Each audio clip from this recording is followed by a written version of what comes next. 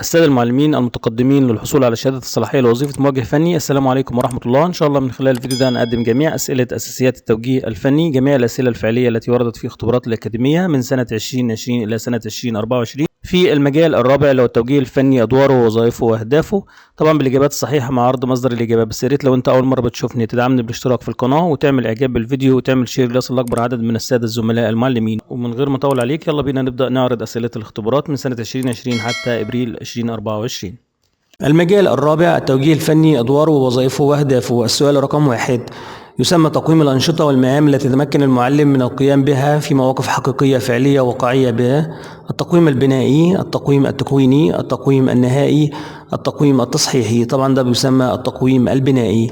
المهام التي يتمكن المعلم من القيام بها مهام حقيقية وفعلية يسمى بالتقويم البنائي.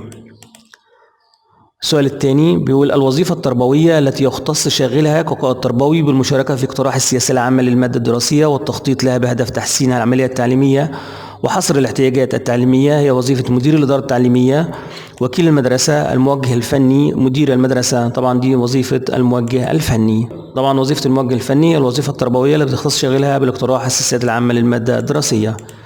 طبعا ده مصدر إجابة: موجه فني مجال دراسي. طبعا هي وظيفة تربوية فنية يختص شاغلها بالاشتراك في اقتراح السياسة العامة للمجال المدرسي والتخطيط له بهدف تحسين العملية التعليمية. السؤال رقم 3: التعرف على مستوى التلاميذ يعرف به: تقويم التلاميذ، تقويم المعلمين، تقويم الأداء، تقويم الكفاءة. طبعا التعرف على مستوى التلاميذ يعرف بتقويم التلاميذ. السؤال رقم 4: من خلال دور الموجه الفني كمقوم يعمل على تقويم أداء المعلم باعتماد أسس علمية موضوعية، تقويم الموقف التعليمي بكل عناصره وأبعاده، تقويم التحصيل الدراسي باستخدام أساليب مختلفة لتحسينه. كل ما سبق صحيح. طبعا كل ما سبق صحيح. كل المهام ديت من مهام الموجه الفني كمقوم. طبعا ده مصدر الإجابة: الموجه الفني كمقوم من خلاله بيعمل على تقويم أداء المعلم باعتماد أسس علمية موضوعية، تقييم الموقف التعليمي بكل عناصره وأبعاده، تقويم المنهج المدرسي من حيث مستواه وتنظيمه وأهدافه وتنفيذه، تقويم التحصيل الدراسي واستحداث أساليب مختلفة لتحسينه، مساعدة المعلم على التقويم الفعال باستخدام أساليب التقويم المتنوعة.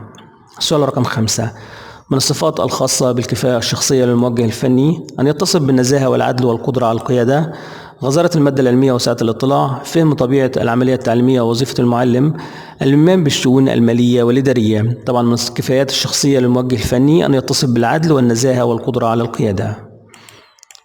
السؤال رقم طبعا ده الكفاءات اللازمة للموجه الفني. الكفاءات الشخصية أبرزها: الصحة الجسدية العامة، القدوة الحسنة في سير وسلوكه، النزاهة والعدل، الذكاء العام وسرعة البديهة وحسن التصرف في المواقف الطارئة، الالتزام بأخلاقيات المهنة، القدرة على التجديد والابتكار، القدرة على القيادة وصنع القرار، ترسيخ الانتماء لأمانة التعليم، الشجاعة والحماس والقدرة على النشاط، القدرة على تحقيق العدالة، القدرة على القيادة الحكيمة.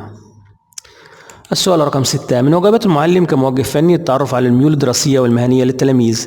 هل دي إجابة صحيحة من إجابة خطأ؟ طبعا دي إجابة صحيحة. السؤال رقم 7: من أنواع الملاحظة: الملاحظة المنتظمة، الملاحظة شبه المنتظمة، الملاحظة العشوائية. كل ما سبق صحيح. طبعا كل ما سبق من أنواع الملاحظة هي الملاحظة المنتظمة وشبه المنتظمة والعشوائية.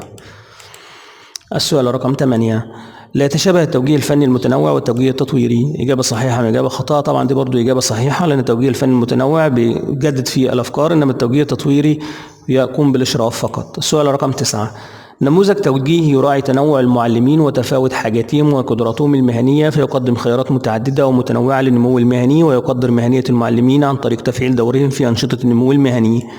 ده التوجيه الوقائي ولا التوجيه التطوري ولا التوجيه الفني بالأهداف ولا التوجيه الفني المتنوع؟ طبعا ده التوجيه الفني المتنوع هو الذي يراعي تنوع وتفاوت القدرات.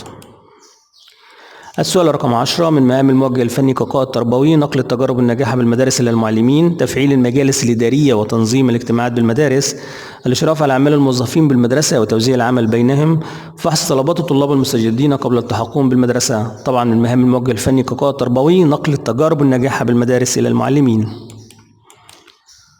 السؤال رقم 11: يسمى البحث الذي يقوم به المعلم لحل مشكلة تتعلق بالمنهج أو بالتدريس أو بالتقويم به: البحث الإجرائي، ورش العمل، الدروس النموذجية، البحث العلمي. طبعا بيسمى بالبحث الإجرائي. السؤال رقم 12: يسمى تقويم الأنشطة والمهام التي يتمكن المعلم من القيام بها في مواقف فعلية وواقعية به: التقويم البنائي، التقويم الختامي، التقويم التصحيحي، التقويم الإلكتروني. طبعا بيسمى بالتقويم البنائي. السؤال رقم 13: من أساليب الموجه الفني لاستثارة حب الاطلاع عند المتعلمين ومساعدتهم على النمو الدروس النموذجية، القراءات الحرة، ورش العمل، البحوث التربوية. طبعا البحوث التربوية طبعا القراءات الحرة.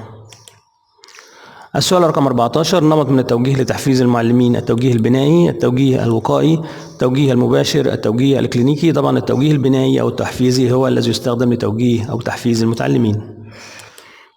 السؤال رقم 15: دور الموجه الفني تشجيع القراءة الموجهة يتمثل في أن يقدم للمعلمين الكتب والمجلات المهنية المناسبة للتخصص، فكرة سليمة عن تطبيق أساليب جديدة وصعبة في التدريس، فرص النمو المهني والاجتماعي، بعض الدروس النموذجية الناجحة. طبعا هنا تقديم الكتب والمجلات المهنية المناسبة للتخصص.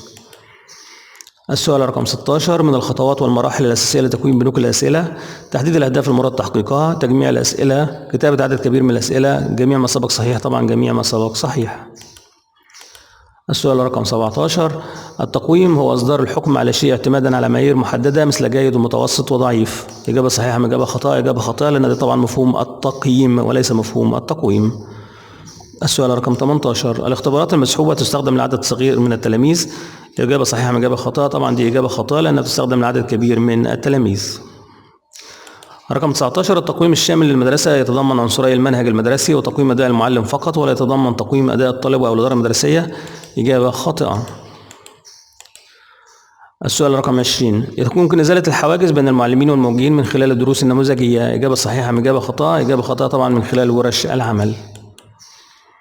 السؤال رقم 21: تساعد ورش العمل على إزالة الحواجز بين المعلمين والموجهين، توجيه المعلمين لقراءة الكتب، استخدام النشرات التربوية، كتابة الزيارات. طبعا إزالة الحواجز بين المعلمين والموجهين. ورش العمل طبعا هي أسلوب تربوي يساعد في نقل الخبرات بين المعلمين وتتعلق بالمشاكل التي تواجهها المعلم وتبرز دور الموجه الفني في حل تلك المشكلات. ومن فوائدها إتاحة فرص النمو المهني والاجتماعي للمعلمين، تغيير بعض الأفكار والاتجاهات لدى المعلمين، تحسين طرق وأساليب التعليم، تشجيع الإبداع والعمل التجريبي، إزالة الحواجز بين المعلمين والموجهين. نمط للتوجيه باستخدام آليات حديثة من حاسب والشبكات ووسائط متعددة من صوت وصورة ورسومات وآليات بحث ومكتبات إلكترونية. الإشراف الفني، القيادة، التوجيه الإلكتروني، البرمجة طبعا ده اسمه التوجيه الإلكتروني. السؤال رقم 23: من أساليب حب الاطلاع عند المتعلمين القراءات الموجهة. إجابة صحيحة أم إجابة خاطئة؟ إجابة صحيحة. طبعا القراءات الموجهة لتشجيع المعلمين على الاطلاع ومواكبة التطورات التربوية في المجال التدريس والمناهج والتقويم، ودور الموجه الفني تقديم الكتب والمجلات المهنية المناسبة للتخصص، وتشجيع المعلمين على تطبيق نتائج قراءتهم في عملهم، واستخدام النشرات التربوية لتعريف المعلمين بالكتب الجديدة، وتوجيه المعلمين لقراءة الكتب التي تساعدهم في حل مشكلتهم. سؤال رقم 24: يسمى تقويم الأنشطة والمهام التي تمكن المعلم من القيام بها في مواقف فعلية وواقعية بالتقويم البنائي. إجابة صحيحة أم إجابة خاطئة؟ طبعا دي إجابة صحيحة.